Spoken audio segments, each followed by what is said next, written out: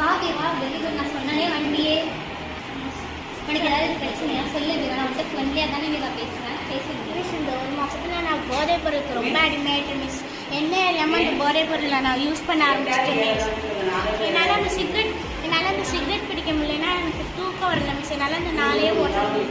நீ முன்னாடி இந்த மாதிரி மாறுதீரா எப்போதும் போல ஃப்ரெண்ட்ஸோட ஜாலியாக விளையாடு, உனக்கு பிடிச்சதை பண்ணி உனக்கு பிடிச்சது எல்லாமே பண்ணுவீங்களா. இந்த மாதிரி இருக்காதீங்களா, இது ரொம்ப கெடுதல். நம்ம விளையாண்டு ரொம்ப நாளா விளையாடலாமாடா?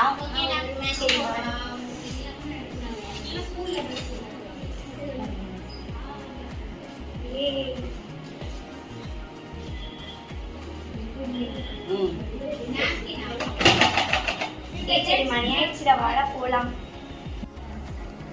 எங்க பாருங்கடா போஸ்டர், நம்ம ஸ்கூல்ல உறுதிமொழி எடுத்தோம்லடா அந்த போஸ்டர் அது. இந்த நம்பருக்கு போன் அடிச்சா போலீஸ்லாம் வருவாங்க போலடா. சரிடா மணி ஆயிடுச்சு, சரி வாங்கடா போகலாம். வீராமா எங்க ஸ்கூலு கிட்ட பாண்டி இன்னொருத்தன் போதைப் பொருள்லாம் விற்கிறான். அதை வாங்கி வீராவும் போதைப் பொருளுக்கு அடிமை ஆயிட்டான். அவனை நம்ம திருத்தணும். அதனால நம்ம 10,581 ஒரு நம்பருக்கு போன் அடிச்சு அந்த பாண்டியனை பிடிக்கலாம். செல்லுதாங்கம்மா. ஹலோ சார், எங்க ஸ்கூல் கிட்ட பாண்டியன்னு ஒருத்தவன் போதைப் பொருட்கள்லாம் விற்கிறான். அதை வாங்கி என் ஃப்ரெண்டுமே போதைக்கு அடிமை ஆயிட்டான். நீங்க வந்து அந்த பாண்டியனை நடவடிக்கை எடுக்கணும் சார். சரி சார், நன்றிம்மா, போயிட்டு வரேன். யார் இந்த போதைப் பொருள்லாம் விற்கிறா உங்களுக்கு தெரியுமா?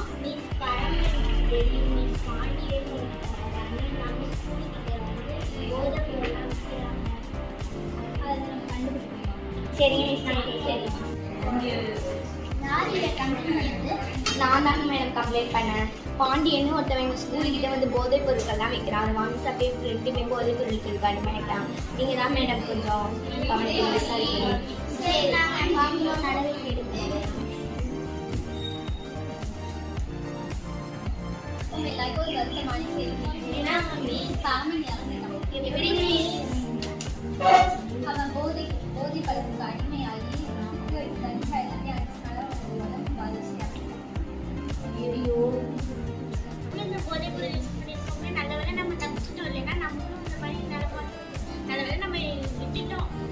பள்ளி மாணவர்களாகிய நாங்கள் போதைப் பொருட்களை பயன்படுத்த மாட்டோம்.